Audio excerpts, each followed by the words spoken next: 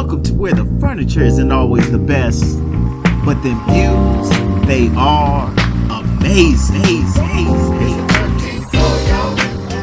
Welcome, ladies and gentlemen, to the 13th floor, where the furniture isn't always the best, but the views, they are amazing. I am your host this week, Coach K, and I've got only two of the team, and then we got a stand-in. So BJ's here this week, Art is here this week, and then I got my young son, Asher, is here. Say hi.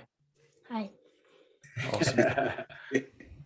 For those of you that are longtime podcast listeners, you have seen him many times before in videos before his head could even be above the desk. But he's here today, and I guess he'll chime in as he sees appropriately. Hopefully, he will chime in appropriately and not inappropriately. But before I go any further, today's show is brought to you by Mortar Consulting. Mortar Consulting is your one-stop shop for all things team optimization and communication improvement. Mortar Consulting, because sometimes you have all the bricks, but you have no way to keep them together. So you check out Mortar Consulting, and we will help you put all your bricks together to make your business and your team as optimal as possible. To check out more, go to www.mortarconsulting.com. That one was easy. There it is. Right off there. Yep. Yes, sir. Yes, sir. Fellas, everybody doing good? Yeah. EJ's back from travel. The boys had a good week. We started softball. So that's fun. Cool. Yeah.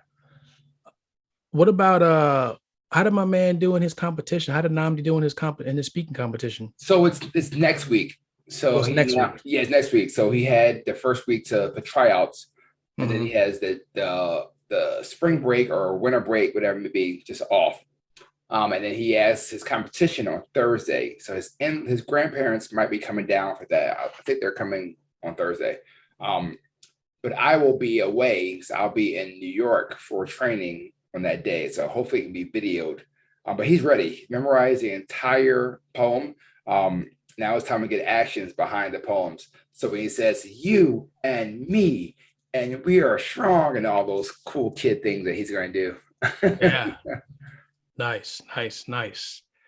All right. Well, good. I can't wait. I'm excited. Asher, you're probably excited too about Namdi's speech competition. Yeah. Okay. Awesome. I'm gonna fit right in on the show today.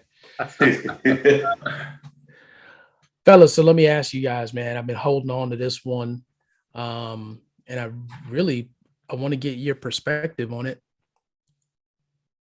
A lot of times there's all types of memes and blogs and all types of stuff about how to love a Black woman. Wow. But I have never in my life seen anything that says how to love a Black man. Have you guys ever seen such a thing? Nah, think about it. No, you're right. No. Yep. Nope. So let's say this. I've seen things come around different times of year, like Valentine's Day, which people interpret how they believe you should, but never from a Black male perspective. Let's put it that way. Never from a Black male perspective.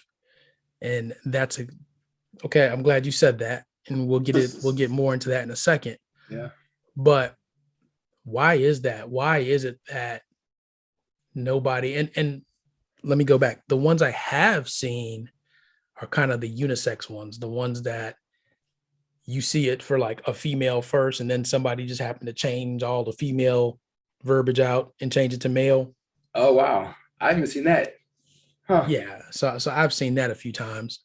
But why is it? Why is there does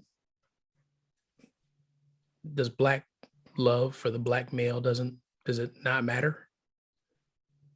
I mean, it definitely matters, because in order for you, again, we talked about this 2 weeks ago, but in order for you to know how to love, you have to be, in order for you to love someone else, you have to be able to love yourself. But how do you, I'm trying to think, because it's very hard to figure out how to explain or teach about that, because you don't hear that from the white side either. It's like it's usually focused on the female aspect of the man doing this or the man must do this, but never to turn around where you expect the wife to do this.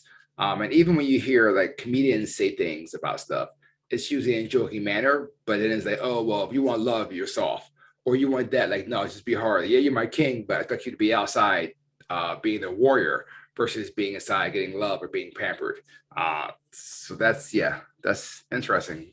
I'm trying to think back of anything else. Like my dad told me that he loved me all the time, but and I saw him love my mom. Yeah. But see, that's not where I want you to go. That's not where I want you to go. Yeah.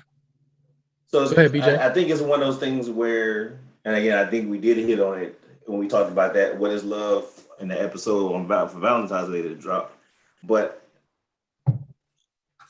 so I'm gonna pose a question before I answer, right? So the question is, when you think about your spouse and love languages, I'm gonna stick with that first because I understand love languages. I don't think that's the end all to be all, and that's why I have conflicting things about what people talk about. This is my love language, and that's who I am. That's not true.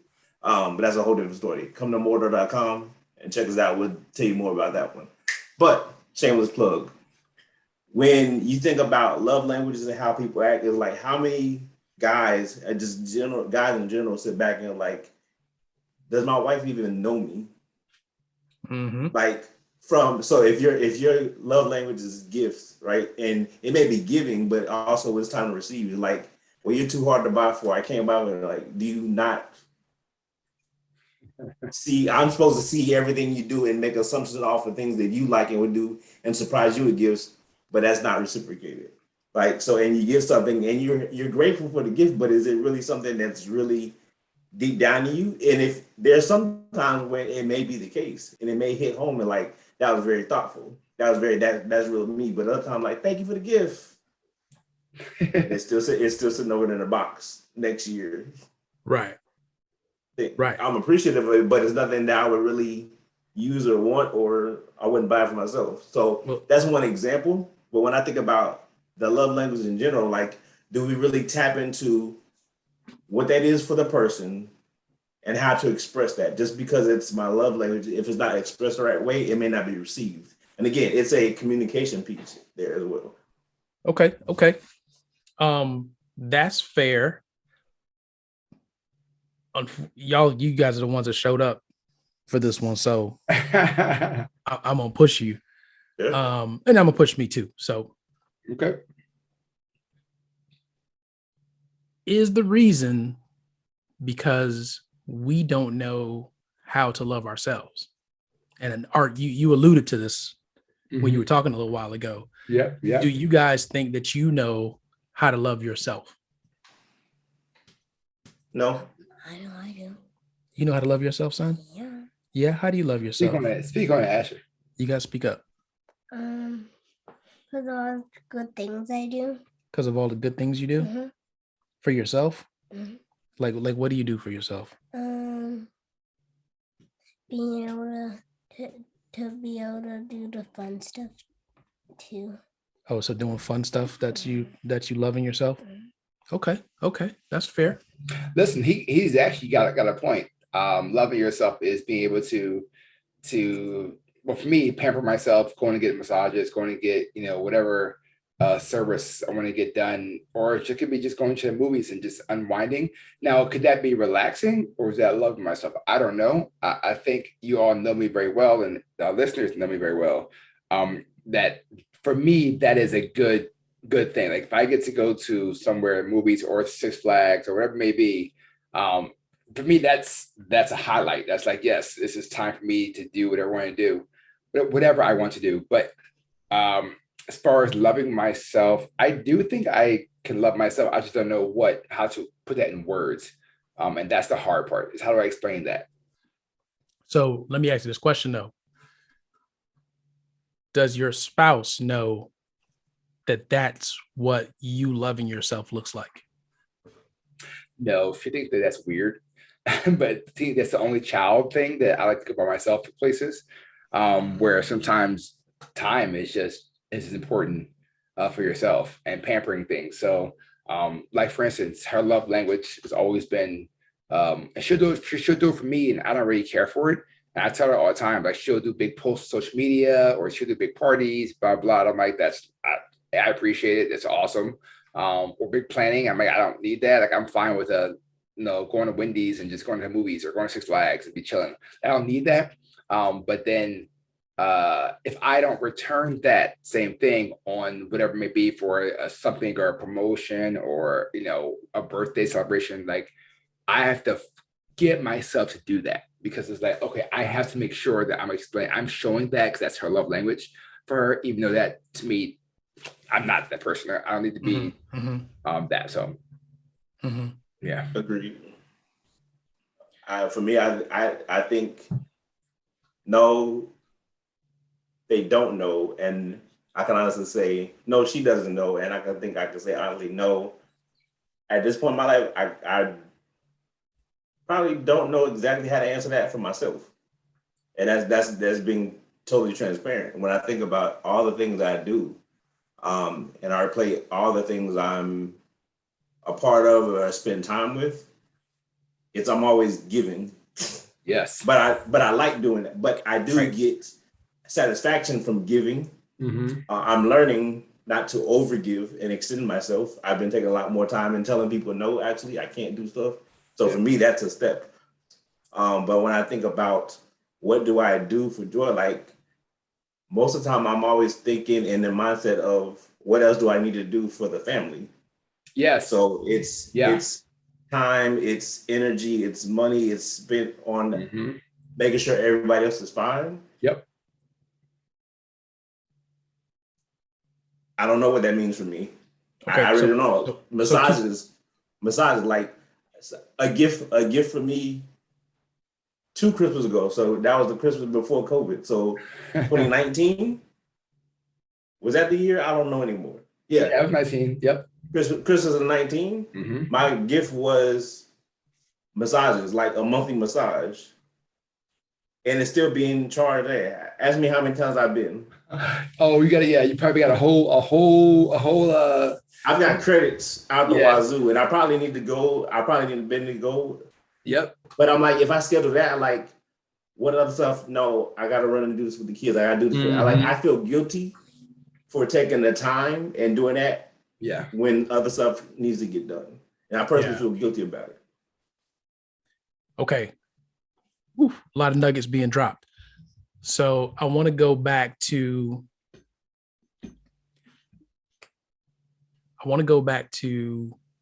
when you said you like doing things for people, right? Yep. And is that quest on your part of what loving you is being able to do things and make other people happy? I would say yes. Yeah.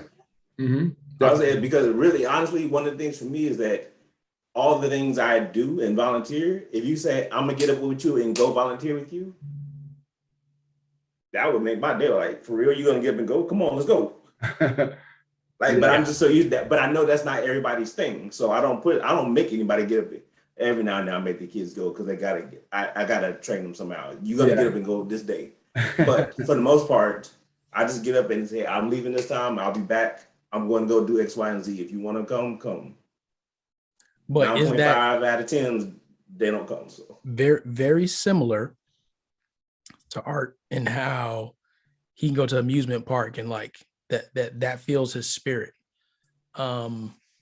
Is that something for you that is looked at as, why are you always doing all this stuff for everybody else? Yep. You always going and giving all your time and doing this.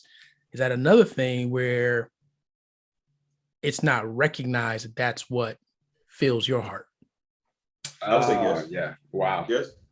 Wow. And I've tried to explain that. And again, I'm not talking about just with like Gina, but just in general, like, why do I give so much time, and why? Because that's when I can say I have joy. Like that word joy, that 3-letter word. Like I challenge people, like, define joy for you. And it goes back to, I think, how you love yourself. And for a while, I didn't know what joy was. I can tell you, I didn't know. I I didn't recognize what brought me joy. So without that recognition, I didn't say that right. Recognition. Thank you, because it's late. Yeah, in my brain is late today.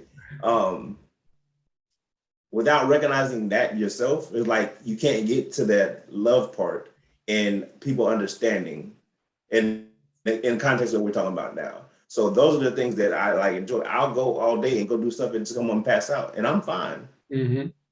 I may be tired the next day, whatever, but that intrinsic piece is fulfilled. I'm good.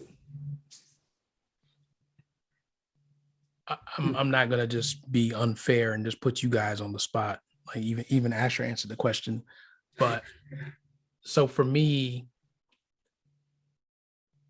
love for me is peace. Like, that's a strong statement. No drama, no unnecessary friction. You know, if I can have my peace, I'm good. Like that's all I want. And then it's even peace between people, like to be able to interact harmoniously with other people and not let the foolery come in between. That's something that I cherish. Right. And for the trifecta, that can sometimes be perceived as, well, how come you look so happy and have this enjoyment in this setting? But yes, that's not always something that I get to witness. Yes. Yeah. That sounds like conversation in my household. Yes. And again, I think the situation and the commonality between everything that all of us have said is that this isn't something that's put out there and that's programmed. It's not something that's trained. Like, I don't think there are mothers out there that are telling their daughters, or fathers for that matter, hey, here's certain things that a man will do that is him loving himself. And if you appreciate that and allow him that freedom, that is love to that man. There it is, ladies and gentlemen. We're done here on the 13th floor where the furniture isn't always the best, but the views are Amazing.